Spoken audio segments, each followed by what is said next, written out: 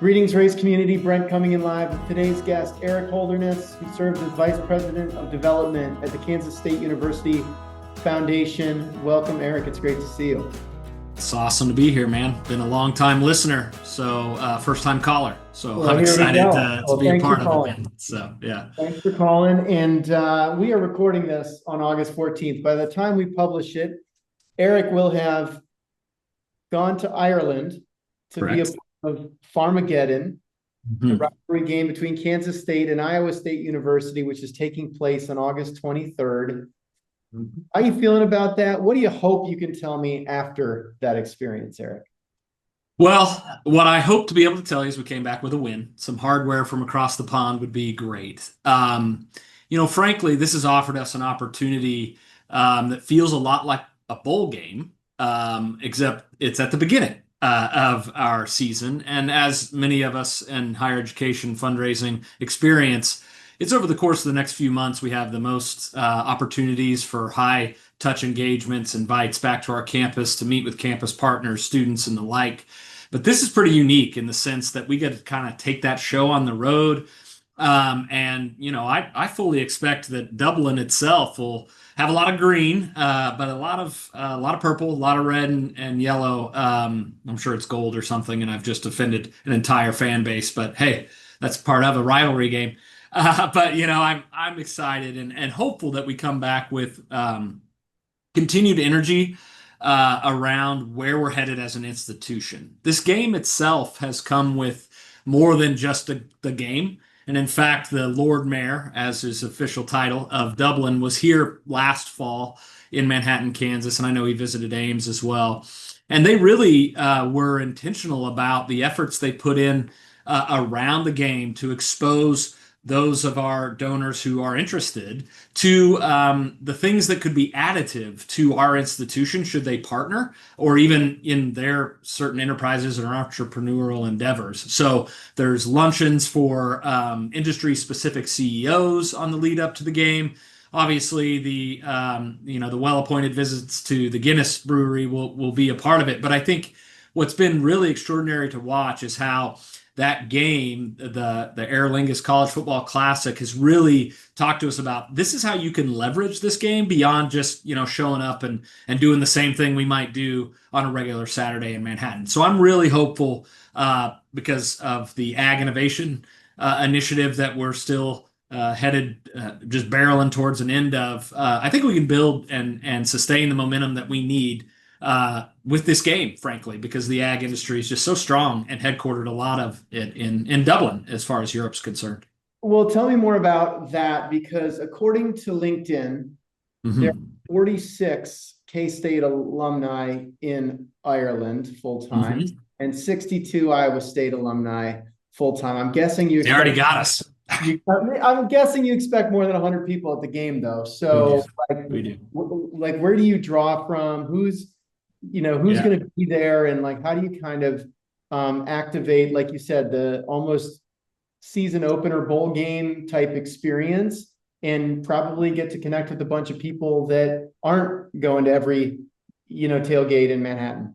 You're exactly right. And so they picked a couple of good schools for this. Our fan bases traditionally travel really well, each of us. And in fact, as we've been in communication with our partners who are helping put on the game in Dublin, this is the first time in the history of this game that they've seen that tickets are sort of 50-50 with sales.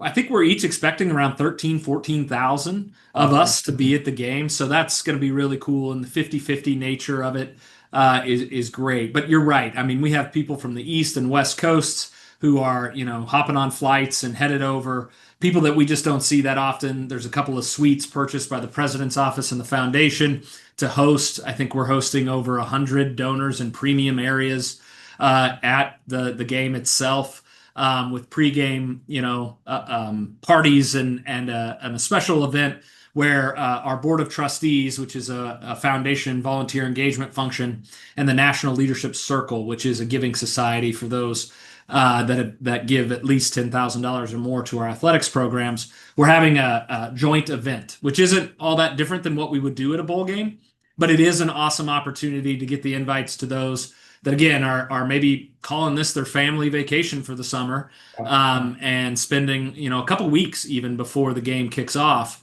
over there. So it's definitely going to be a different crowd than we see each and every Saturday here in Manhattan. But I think it actually presents yet another opportunity. I think we believe ourselves to be bowl bound at some point this season, hopefully later in the year.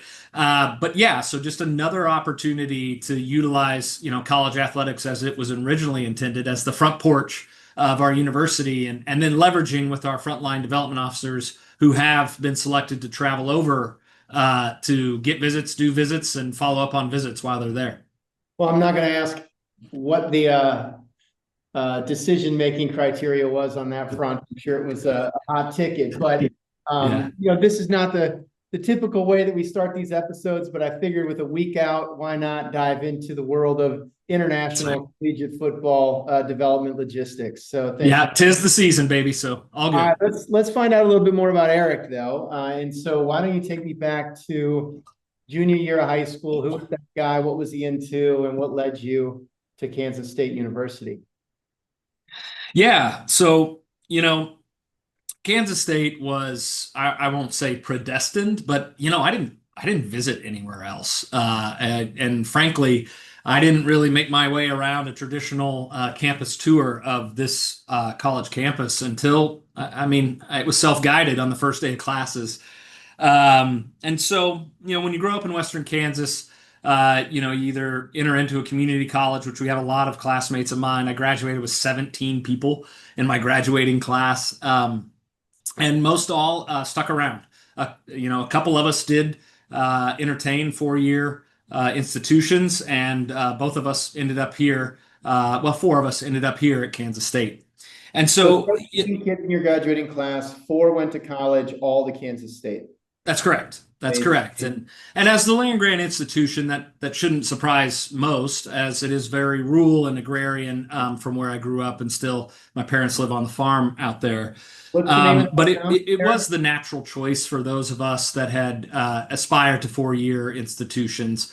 And frankly, we're energized around the intercollegiate athletics and other accompanying. This was the big city, man. Manhattan, Kansas, as you see it now, or you see it through my eyes as full grown, as I pretend to be. I would say it's not the big city, but boy, for me it was. There was more people eating lunch in the dormitory cafeteria that was shared by 4 of us than were in my hometown. And so when you think about it from that perspective, it is a natural place to go. The familial environment that is created here at Kansas State is undeniable. I know a lot of people talk about that, both here at Kansas State and probably describe their institution similarly, but this one is uniquely people oriented in a way that makes that transition relatively easy. So, K-State was the natural choice for me coming out of high school. And again, maybe the only choice that I gave myself. So glad to have seen that it worked out. And like most things, it is what you make of it. And I think that only putting myself through the paces around here on campus was going to be what I made of it. And I think I did okay. And so tell me about the transition going from one of 17 to one of 17,000 or so, whatever Sure. at the time. So I think it was a pretty seamless transition, but that's a huge change. Yeah, I wouldn't call it seamless. I found my home in the residence halls. I stayed there my freshman and sophomore years, and actually went to work as a community assistant, so work in the front desk. It was an opportunity for me, I thought, to ingrain myself into the community to which I had called or was my home, frankly, my shelter at the very least. And so, that was really good for me. I think, they had the dorm. I was on Haymaker 4th floor. And that was a place where there was a lot of folks who had similar lived experiences to me before even ending up at Kansas State. So small towns that I think they do a really good job in our housing and dining space here of ensuring a success. They believe themselves a core tenet of retention of our people, of our students, that is. And so, I think that they did us a favor there to kind of put us and surround us with, lived experience to date. We're relatively similar, but still enough different that you might be able to expand your worldview Yep. by just, crossing the hall and having a conversation with someone. So I think that that was really key. Our campus and Manhattan, frankly, it's just the traditional quintessential college town. And so it's not all that intimidating to make yourself around, town to get, certain items. The super Walmart had just opened. So, had everything you might need. So it was relatively seamless. And if it was painful, I have done a good job of suppressing those memories because I've got pretty pronounced affinity for this time of year in particular. Just as students start to come back to campus, and there's a particular smell and a particular just sort of set of sensory experiences that is uniquely Kansas State that really takes me back there, and it was pretty positive. What was your town called or your high school? Montezuma is the name of the town, but the high school was South Gray. So And South Gray so High School in Montezuma, Kansas. do you find out when South Gray grads end up at K-State, or, once Yeah. in a while? I mean, are you Yeah. hosting grad alumni You know, once a year? no alumni parties, no alumni parties. No, but my mother was actually my third grade teacher, and she was a longtime educator in the school district which I grew up. And so she stays in pretty close communication with the high school counselor and helps sway as much as she can those students who may be considering Kansas State to choose it. I have had calls, frankly, with those that might be considering Kansas State. My mom's put me in contact with those graduating seniors or even, escalating juniors as they consider things. I've actually interviewed a couple of them to be student gift officers here at the Kansas State University Foundation who had, frankly, and this makes me just get butterflies, have considered raising money as a profession. And so that was and my mother knows how important that is to me, just personally, and so is always putting me in positions to influence, not just to choose K-State, but in fact maybe even choose this career, which is kind of pretty cool to be seeing that generation of students are seeing this as a vocation, more than a vocation, but a profession.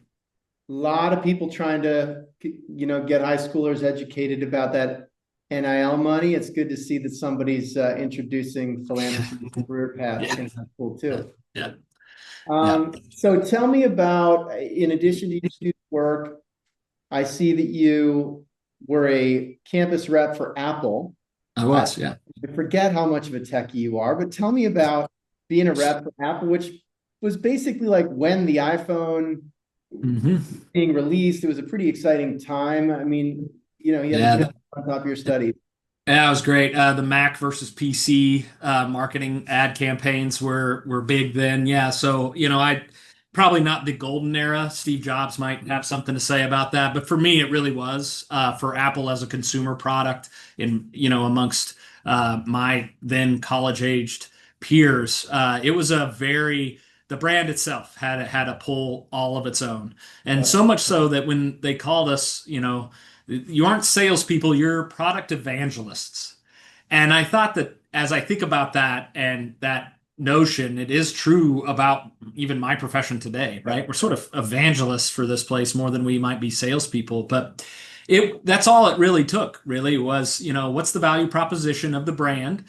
We know it to be maybe a more expensive brand comparative to its competitors, but what were the values of the company, the value-based proposition around what it would be delivering, the human engineering of the products itself. I mean, the fact when you don't type your password in right, it shakes its head at it's that sort of stuff that was relatively easy to sell, but even more fun to evangelize. It was a really cool opportunity as well to meet with other campus representatives. So my boss, who was stationed in Overland Park in Kansas City, actually oversaw KU, K-State, Oklahoma, Nebraska, UNO, Creighton. So that was a really cool opportunity as well. He would bring us together for summits each year in Kansas City. get to learn more about them and how they're actually going about getting their products in front of people.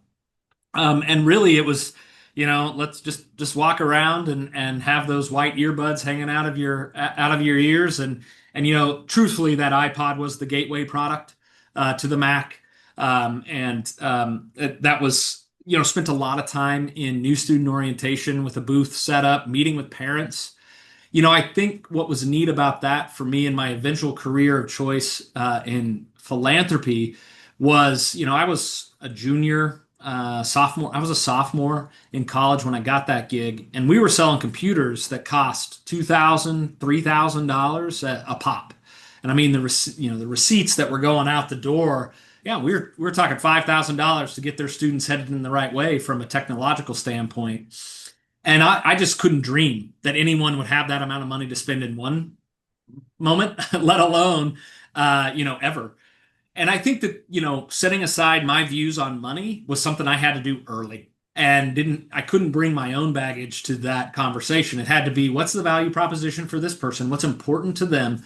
And how do I help them accomplish with their money what's meaningful to them, which was to be sure that their student was ready to go, and wasn't going to have any issues and was going to have the support if they did. And so that, I think it was a great proving ground, which I kind of found all along my journey here at Kansas State, sort of bolting on things. But that was a really, really good experience for me, for sure. Well, we'll come back to it later, because why does Apple have a program like that? Why are they going through the effort back then of having an Eric Holderness on campus and having your leader in Overland Park and your peers at other institutions in the region? They're doing that because they want to build the future pipeline of customers. You mentioned, right? The on-ramp could be the iPod, and then maybe that gets you further up the buying pyramid, if you will. And then at the same time, they also want to build a talent pipeline. And I'm sure that many people went from those campus rep roles into, working at the Apple store as the retail footprint continued to grow and so forth. And, it kind of brings it full circle, which we'll talk more about as we walk through your career path in philanthropy. I think you all have been, what Apple has done around that campus rep model. I feel like you all have really championed around the student rep, the student gift officer model, with a level of professionalization or a level of professionalism that, many aspire to deliver, but I think few have at that point. So maybe it all kind of links back to some of those experiences. Yeah, for sure. So tell me about one thing to sort of develop an appreciation for your perspective on money versus others, and then sort of confidently selling pretty big ticket items in the context of what a college student and their family are purchasing in a given year. That's one thing. It's another thing to get exposure to the fact that philanthropy is a business. And my guess, the student philanthropy program wasn't as mature as it was back then. And so when did you sort of get the first exposure to your world now? Yeah. So the world as I know it today would have been at Kansas State. I actually closed my first gift in 2006. I remember it was $25 over the phone. I was actually a volunteer student caller then. Of course, we've matured our gift officer program to be a paid trained. I was anything but in either of those aspects in 2006. But yeah, the spring of 2006, we had index cards that had the information of the graduates of our particular program. And I was an advertising major, so I was calling fellow journalism and mass communications alumni. And just smiling and dialing. And yeah, I remember it pretty vividly. I wish I would remember the name of the person, because that would be even better. But $25 was the first gift I ever booked here at Kansas State. I don't know if they can attribute that to my career lifetime raised, but I should probably go back and see. But that was my first exposure. In fact, it was in the building that I would eventually get a full-time gig in an office that was just, a few steps away from that call center where I first got a taste of it. But, I don't know if I recognized it as the business that I do today. Obviously, when I sat there with my fellow JMC ambassadors making phone calls on a Tuesday night. But, I think what I knew was that was something that was interesting to me, that there was people who were paying for a service, which is essentially what tuition is, and yet those people were manning the phones to continue to close gaps that this business might have. Or in what I had hoped and what was communicated to us, it's actually not just gaps we're filling, but it's actually fueling competitive edge. What is it that's setting aside Kansas State from its competitors? Because there's a bunch of them, especially now as we've sort of globalized the choice of colleges. How is it we're differentiating ourselves here at Kansas State? And I think that a light bulb did turn on for me. I want to take you all the way back to 1992, however, because as my mom, an educator, she came to me, I don't know, 6 years ago, 7 years ago, and she was my teacher. I mentioned that. She actually said, Eric, I've got something. I feel like I let you down. And I said, what do you mean? So she gives me this trophy, which I actually have in my drawer over here. And it says Top Fundraiser 1992. And so in 1992 in pre-K, I was actually the top fundraiser for a muscular dystrophy hopathon that was hosted again by our pre-K school. And I even then was able to show some prowess in this space. And she goes, I really regret, because I've done it for so many other students. When you're good at something, lean in. And she goes, I just didn't know until you got into this that this was a thing you could lean into, a profession that eventually you might be able to call your own.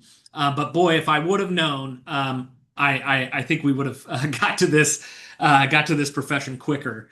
But yeah, so first gift was in 2006 to this university. But yeah, top fundraiser 1992. I should add that to my LinkedIn. I love it. Great story. Make sure to add that. I'll endorse you for sure. Okay, appreciate it. Great hopper and great fundraiser. Tell me then about the on-ramp via athletics fundraising and just impressions, key memories from your time with an athletic specific lens.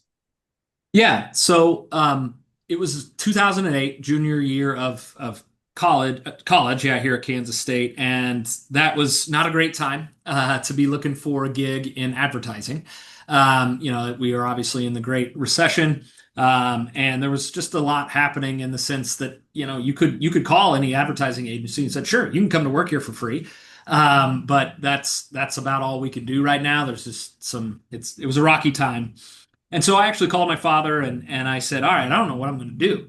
I could keep grinding here, but what are your thoughts? And I had some exposure to some of the athletics fundraisers because of some season ticket things that my family had done for as long as I can remember here. So I knew a couple of those folks, but frankly, I just thought of them as ticket salespeople. So I was a relatively enterprising young man, and so I just I made a call and I walked in and made an appointment with then the senior associate athletics director for development at Kansas State, a gentleman by the name of Chad Weiberg, now sitting athletics director at Oklahoma State, mentor of mine. And he said, sure, you can come here and work for free, which I had heard a bunch up until then. And I still had a year to go at Kansas State. And so I said, sure. One of the things that I'll always remember is what he said was, it's nothing like you think it is, but you're welcome to come find that out on your own.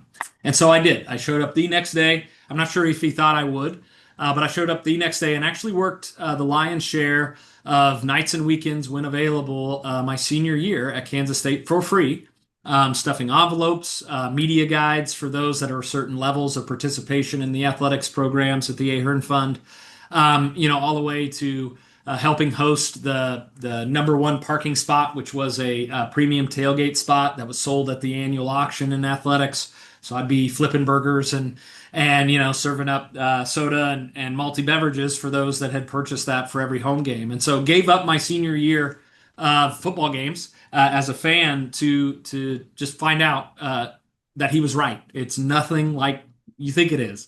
And so that was my first foray into that. And then at the end of it, I was really wondering, okay, I still hadn't answered the question. What do I want to do when I grow up? And so it had gotten to the point, March, April, that I went into Chad's office and asked, do you feel like there's any future for me here? And if there were, what would that look like? And they were actually looking into adding a second graduate assistantship, actually two more graduate assistantship positions, to which I had never considered graduate school at all. And in fact, when asked, "Hey, do you want to go to graduate school?" I answered, this was years before, "Yeah, I want to graduate school. What are you talking about?" So I just really had no perspective as to what that might mean. Yep. And so, I fired up the GMAT, GRE, I guess, and was accepted into graduate school. And then they added me to the roster of graduate assistants for the Ahern Fund, and really was focused on premium seating, annual giving, parking types of things. So on the phone a bunch, and working with donors at scale about how it is they would end up doing their Saturdays here, and of course men's and women's basketball are other two priority seating sports here at K-State. And so that was really my toe dipped in, came from kind of that cliche story of like I just walked in and asked for an appointment. It does work, and it did, and a lot of stick to itness, because yeah, it went a while without being paid, and then I was paid like a GA for a couple of more years before I was asked to stay on full time just after graduation from graduate school. And then you had the opportunity to shift from athletics into serving as development officer for the College of Arts and Sciences. That's a pretty big shift, right? The game day experience, parking, helping out, flipping burgers, serving beverages, whatever you need to do, to I've got a portfolio, I've got relationships to build. I'm not just talking about football all the time. Like, tell me about, and I love some of the metrics that you include. You had 393 face-to-face visits during your time in that role. I'd encourage everybody listening to track the number of visits by role and start adding that to your LinkedIn. But and then tell me, of the 393, which one stands out the most? Yeah, the first one actually, and I tell that to a lot of staff members, but I'll get to that. So so I had the opportunity to actually, as a full-time member of the fundraising staff at athletics, we had some partner professional development experiences between the Kansas State University Foundation and the Ahern Fund staff, at which time I was able to do a couple of role-playing activities with my now colleague Sheila Walker, who had been and was then the director of development for the College of Arts and Sciences. And that was early in the fall, or maybe tail end of summer, before everything sort of strikes a chord around here. But it was a few months later that she called me and reached out to say, "Hey, I really enjoyed you and believe you to be good at this job that I have open here in the College of Arts and Sciences. Would like you to consider applying." And by her own admission, she didn't know if I was ever going to take that seriously or not. I saw it as an opportunity to professionalize my fundraising acumen a bit, and I don't mean that disparaging to my role previous, because I credit it for the customer service driven approach that I've brought to the role in the College of Arts and Sciences. It was just, I knew there was a lot more to be able to articulate with a donor to help them accomplish with their money than, well, I've got this section open now, and since you wanted to move up, that'll cost you a little bit more money. This instead was going to expose me to gift planning vehicles, long-term pledges, endowments, and all the like that I just hadn't been exposed to. But did you feel like this was sort of, you sort of had this, what am I going to do? Financial crisis, advertising's not great. Go knock on the door, GA leads to the next thing. That's different than like, I want to do this. Like, I want to, like, did you know that at this point, or was this the step where you felt maybe like you were committed? Yeah. So, I don't know. So I was still relatively young, 23, 24, maybe 25 when I made that transition. And I was still probably finding what it is I might want to do. I loved the raising money aspects of things. I really did. I liked the interactions with other folks, and I thought I was going to be okay at it. And that was all I was looking for at the time. So frankly, Brent, when I moved here to the KSU Foundation, I probably hedged a little bit with my former boss and said, "I'll be back to athletics. Let me go learn a little bit and I'll be back." It didn't take me long once I got here to believe that I was right where I needed to be. And in fact, I sort of profess to others all the time that I have one of the greatest gifts ever given, which is that I believe I'm doing with my profession something I was exactly put on this planet to do. And I think I felt that pretty early on after my transition into the College of Arts and Sciences development officer role. That portfolio gave me focus. Sheila gave me a lot of opportunity to learn and autonomy to learn, as well as to eventually be great. So I think that was exactly at the time I needed it, exactly what I needed, and it did. I might have hedged, but again, it was soon. I looked around the room and thought, boy, okay, I'm surrounded by a lot of competent folks in this particular profession. It is a profession. This whole organization is a lot bigger than just raising money, right? There's our investments with endowment. There's gift processing that processes over $110,000 or 110,000 gifts a year. And it's just, boy, this is a big operation. And so I kind of that's, I think, when I really took to the business side of this, and that 501c3 is merely a tax status. It's not a way that you have to operate, right? And so I think that was really cool. Nonprofit doesn't mean non-revenue. A lot of people, that's right. They might be conflated. Clearly not the case in an operation like yours. And so, so talk about some of those like favorite experiences from that role, favorite memories, and then I'm fired up to get your vet med experience too, because they always have some pretty good stories. Yeah, there's some there. Yeah.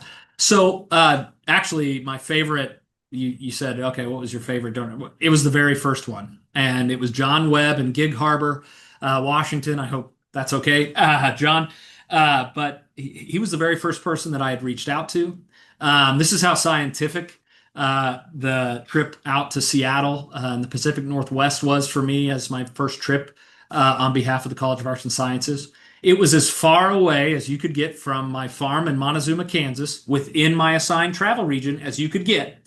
So I chose it. And then they let me be VP one day. So that's how strategic it used to be when we talked about, which prospects to go see. But my first one was John. And, we sat down, we had a great lunch. It was awesome. He wore a K-State ball cap. And then I still reference I reference the contact report for every new fundraiser to go read. And the reason I do that is because I wasn't very good. I wasn't very good at asking great questions. I wasn't very good at listening. I wasn't very good at even writing those darn contact reports. And so the reason why that sticks out so much is because at about a year and a half in, tons of visits. I think in my first year and a half, I did over nearly 250 visits. And I thought maybe at a year and a half, I'd be better. And so I went back and saw John Webb.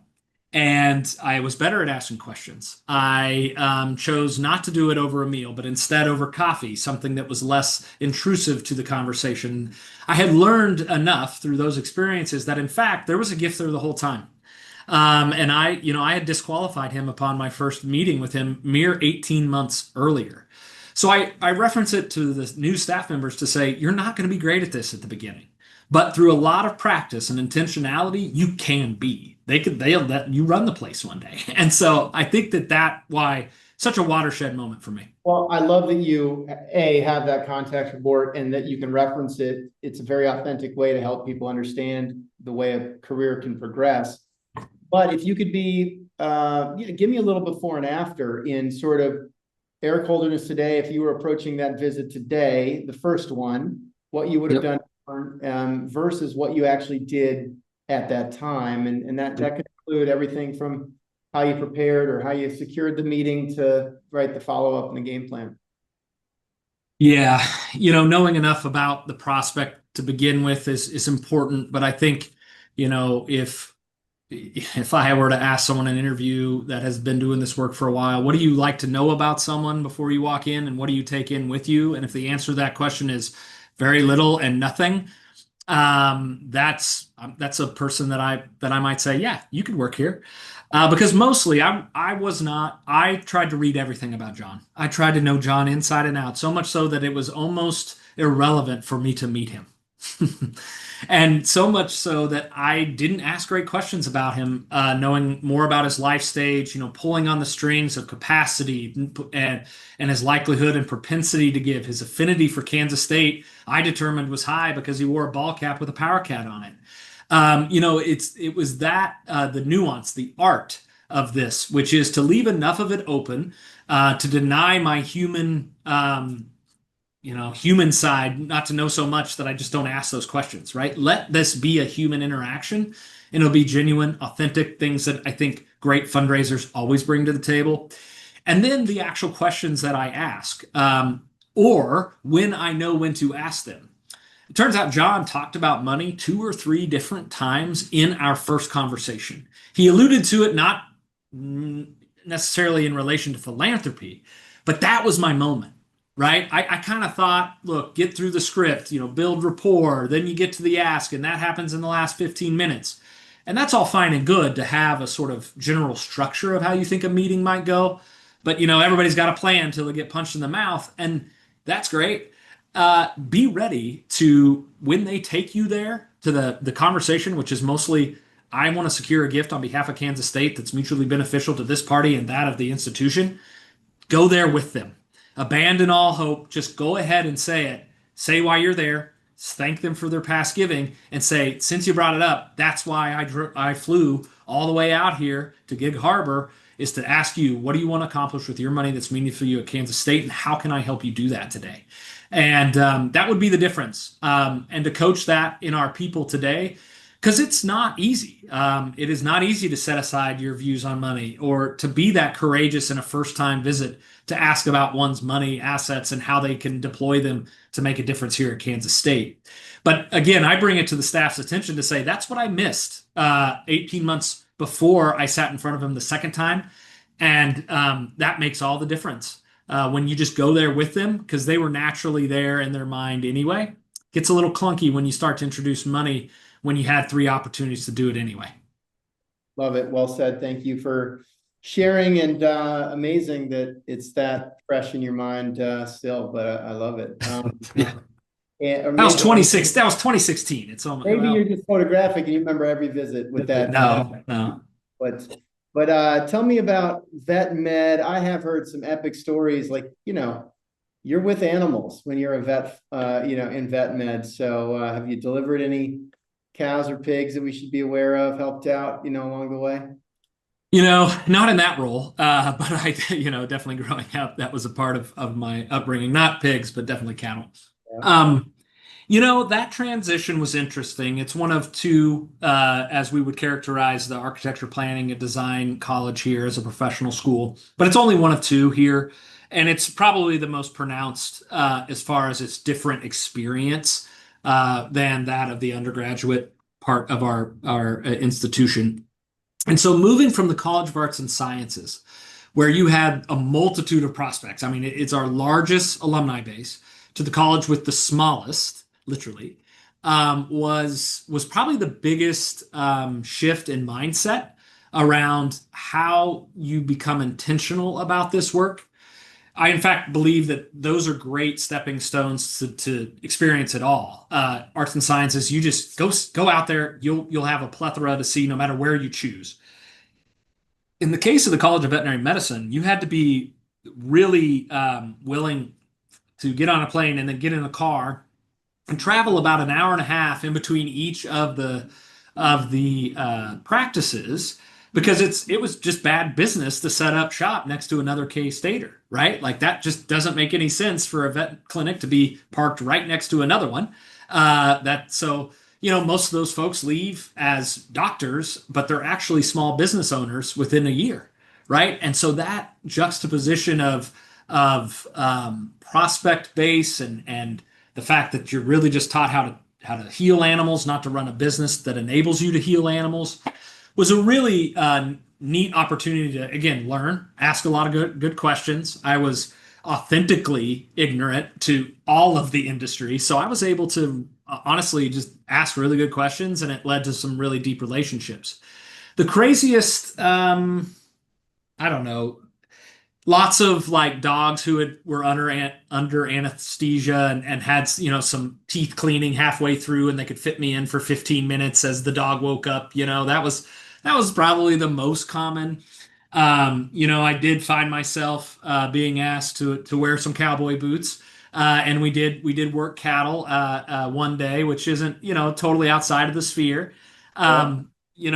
One of the big things I think was for me and those that know our College of Veterinary Medicine well, there's a clear asphalt, um, I don't know, runway of sorts where they work out horses and try to identify lameness and other ailments in their gait.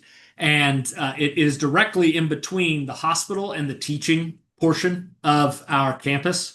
And I was first, thrust into this college trying to learn everything I could about it. And I was listening to the dean and some of their associates talk about I-70. And I just thought they were talking about Interstate 70, which is just, about 12, 13 miles outside of town here in Manhattan, Kansas. And they kept talking about, well, we're going to take that to I-70 and look at that and what have you. And I, for the longest of time, thought, okay, that's fine. We have a facility out on the interstate that I have no idea about, but I'll learn about it eventually. And finally, one day, I got enough gumption to say, so can we go visit this facility on the interstate? Honestly, I've never seen it. I've traveled back and forth between here and Kansas City enough. I think I would have seen it. And they're like, what are you talking about? It turns out that was the nickname that they affectionately referred to that long asphalt runway was I-70. And so I, for the longest of time, had no clue enough about the facilities, but for some reason was able to raise a lot of money there. And I think there's a lesson there, right? Which was, my default activity was just go see people that are outside of those buildings and bring those ideas and perhaps build compelling cases of support with the people and then get back out there. But yeah, that's one of the more sheepish moments I had, which it was many months in before I realized, yeah, that's just a runway between here and there. It was sort of during that time when I think we first likely got connected. I was trying to track down my first contact report with Eric, if you will. And Yeah. sort of in that time frame, you all were stars of the show at our Raise 2019 in Boston, which was just a great experience. Awesome. Yeah. And at the same time, you're starting to, I don't know, aspire to or be groomed for leadership opportunities. You're working closely with John Morris, who's a friend and somebody we all think highly of. But just sort of tell me about the evolution from Eric fundraiser to maybe I want to be more of a leader. Yeah. So, all along the way in my career, I've been lucky enough to have people that see me even more capable than I see myself, which is saying something. No. But I credit John for that in that particular moment. When he first came to Kansas State University Foundation, he and I were kind of talking about what I aspired to do. And I thought for sure I needed to spend at least 6 years in that role in the College of Veterinary Medicine. I'd spent about three and a half in my role in the College of Arts and Sciences and thought, okay, in this particular role where I'm leading people, working closely with campus partners, I need to at least double that before I believe I've earned the next opportunity. And he looked at me and he says, if I don't have anything for you in the next year and a half, I think you should leave. And so if you know John well, that's an abrupt communication style that I grew to love. It's really not hard to picture him saying that at all. No, it's not. But and I thought, okay, what did he mean by that? And it turns out he delivered on that promise. And a year and a half later, after only serving the College of Vet Med for a slight amount of time in the grand scheme of things, he asked me to take over for what he had dubbed the sort of the blowing up of annual giving as we knew it here at Kansas State University Foundation. Alongside that, building out a discovery officer team that was going to go build our pipeline. And I asked him why. And it was in this moment, I think, Brent, that I realized, okay, maybe I have these sets of experiences and a bit of perhaps strategic aptitude to contribute in a more administrative role. And it was when asked why, he said, because I want you to ensure that the experience is not incongruent between that of our annual giving space and that of our major giving space. And it was in the moment, right? So very often, especially in my youth as a fundraiser, I looked kind of like a student. And so people would often ask, so what year are you? And it's, yeah, no, that's not why I'm here. They're used to that student call, but that student call was so uniquely about their student experience. And then what I was trying to do knee to knee, eye to eye was so different. I was going to talk to them about a major gift of $25,000 or more, and perhaps what happens to their money when they die. And just to make that leap was nearly impossible, or at least took too long. And so there was 6.5, 7 years was the average from entry of proposal to actual booked gift here at Kansas State University Foundation at the time. And we had some work to do on that. So, yeah, that was probably when I thought, man, okay, it's someone has seen something in me. I really like proving people right. And so when someone that I had respected, like John, said to me, yeah, this is why, and why I need you to do it, that carried a lot of water. But I also had learned at that point that I loved this as an industry. So for the very first parts of my career, I thought that my success was predicated on the fact that I was raising money for my alma mater. I obviously love it. There's photos here and degrees there. But really, that evolved into a question I asked myself, which is, if it's only my alma mater that makes me successful, I think I'm selling myself short. And if that's the case, I need to invest in this profession. And so soon I just really wanted to be good at this, right? I wanted to be really good at the profession itself. And so kind of throwing myself into that, learning more and entering into conversations with thought leaders like yourself and others at Raise conferences that, I just took to it. And, part of what was exciting, and I think I said it then, and I think there is still room for it now. But I think the mother or father of modern day philanthropy and higher education, that's still up for grabs, right? Like, so that sort of matriarch, patriarch that showed us all the way, that's still to be decided. And I think right now we're sort of in the mess of that, which is so exciting, right? We're not taking votes on who it is, but I think there are some really cool thinkers who may combine to become those, right? It doesn't have, but sort of the more parental unit that helped us all get there. But I saw that so clearly in 18 and 19 when you all were, entering into my really sphere of understanding of this industry, that we are all headed in the right direction. We don't know where we end up, but boy, was that exciting. Yeah. And look, I think what you all were on the early wave of, and we've been proud to be a part of as well, is like, how do we sort of balance, right, scale and personalization? How do we make things feel more personal to more people? How do we actually deliver more authentically personal experiences to more people? And of course, continue the bread and butter work at the very top of the giving pyramid. And I think maybe to your point of back to Apple and sort of the role that, right, the mobile wave played, or that MP3s played, for example, in transforming industries. Obviously, we're living through another version of that right now with generative AI, where it just feels like the potential to like take whatever we are able to do in 2021 or 2022 to try to create better and more scalable experiences should be 10x or 100x now, like right now. And that has been incredibly energizing for us. But there's always this balance between, especially in a leadership role in your position, like all that exciting new fun stuff isn't going to hit the number this year, right? Like it's like right. The number that you're going to hit this year is largely driven by decades-long relationships with a handful of people that are ready to sort of really, make their philanthropic mark.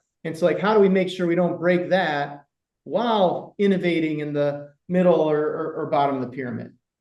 Yeah, you're so right. I think there's a couple of things there. One, I've been, again, extraordinarily lucky in my career to have spent it at this place, at the Kansas State University Foundation, on behalf of this institution.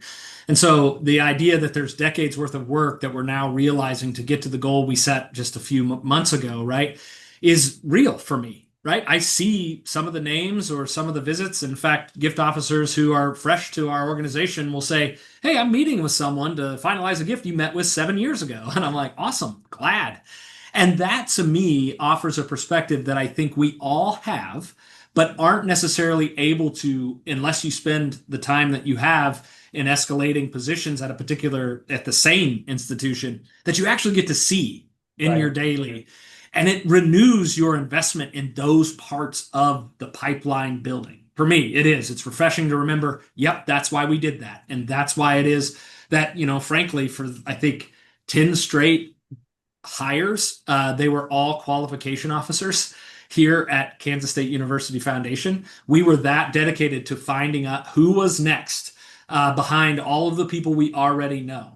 And that was my call, in that original associate vice president role. And as I serve today, I think, taking the lead of some of our for-profit folks and saying, look, we understand what got us here won't get us to next, but worrying about what's next will also deliver on behalf of those that we promised, which is our institution and in our case, a board.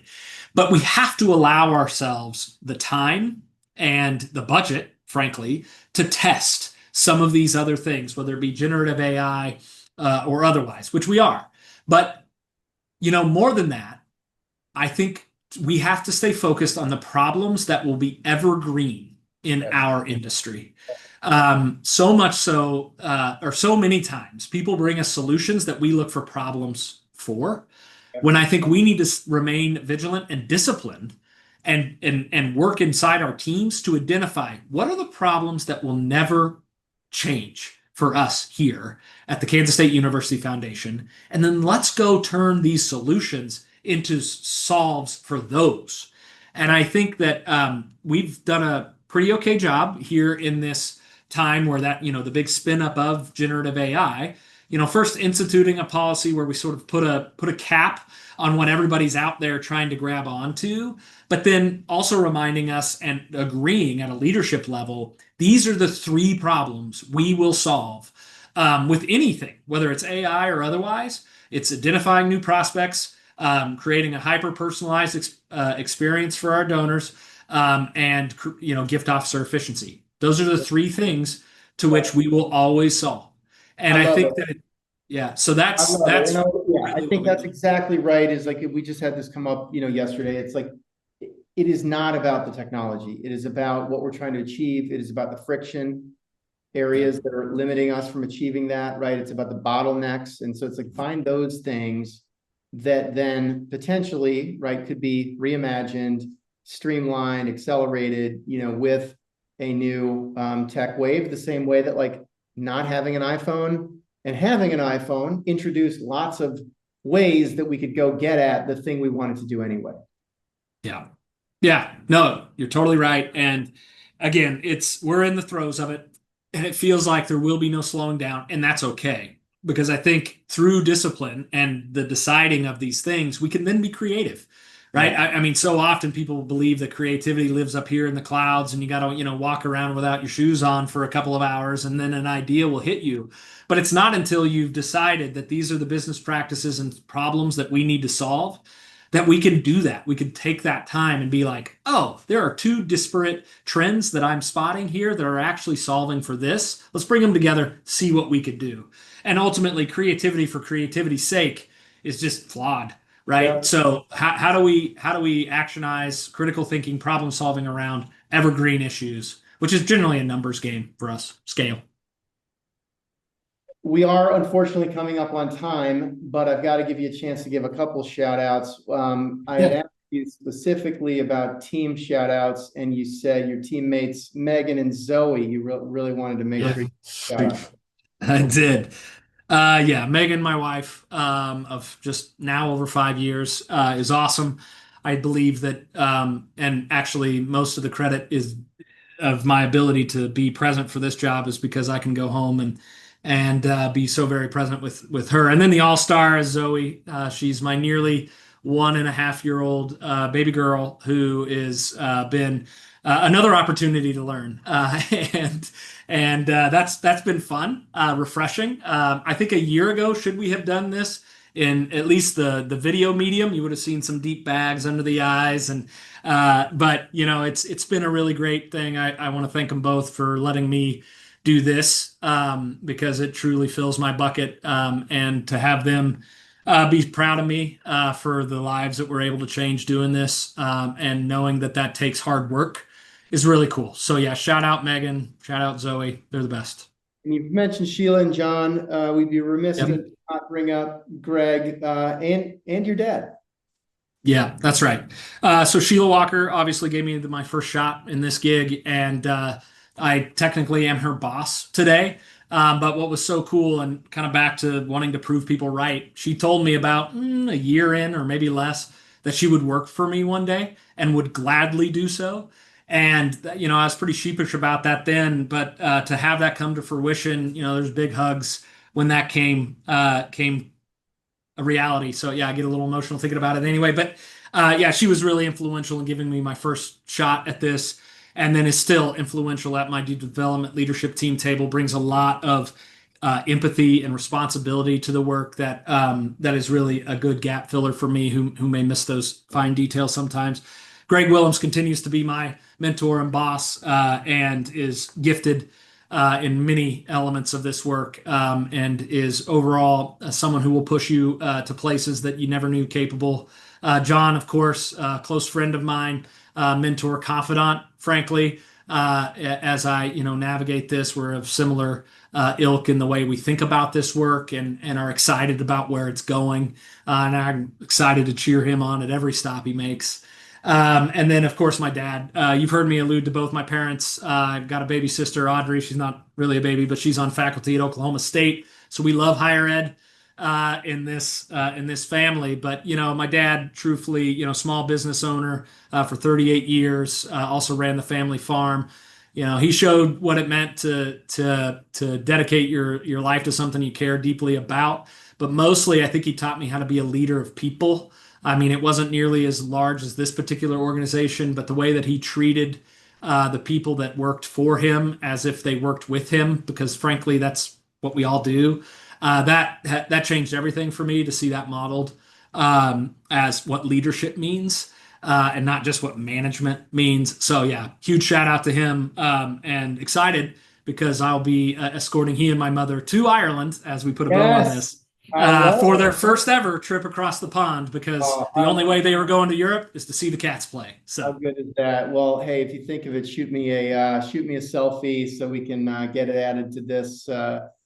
We will. We really appreciate the time, Eric, and you proudly represented the institution for a long time. I know you feel deeply that you all are creating not just a successful fundraising organization, but a really great place for people to build their careers as you have. So tell me more just about, are you hiring? And if people want to get in touch with you after listening to this episode, what's the best way to do so? Yep, you can reach me anytime. LinkedIn, it's but also Eric H at KSUfoundation.org. We are hiring, so we're really leaning in to our major gift stewardship operation. Really making that a distinctive effort. I believe that stewardship's just a fancy word for cultivation, and that we need to do a better job about earning the right to ask for gifts, not just assuming that because they made one that they're ready to make the other. So we are hiring in that role. We have 2 or 3 collegiate gift officer positions open on our job boards at ksufoundation.org. And always have the high likelihood of in an operation of 73 in the development team, some other openings. So always be checking. We do believe we've built the gift officers utopia here as an institutionally related foundation. We're able to be relatively competitive with salary and benefits, and more than that, we're able to resource you, through our tech stack and otherwise to do this job and do it well. And I've been known to say this in interviews or in even recruiting calls. If you want to learn how to raise money or want to do it better, we can help you do that. Give us 3 years and you can do whatever you want from there. We're not afraid of that sort of dedication. Bring all of it to us. We'd rather have you be great for 3 than never have done it at all with us. So anyway, that's our story, and we're sticking to it. Good pitch, Eric. I love it. I'd encourage people to reach out. Really appreciate you sharing your journey from Montezuma to Manhattan to Dublin and beyond, and am grateful to have been on it with you and look forward to continuing to be in touch and learn from each other. So thank you, Eric. Yep. Thank you, sir. All right, with that, I'm going to conclude today's episode featuring Eric Holderness, who serves as Vice President of Development at the Kansas State University Foundation. Take care, everybody.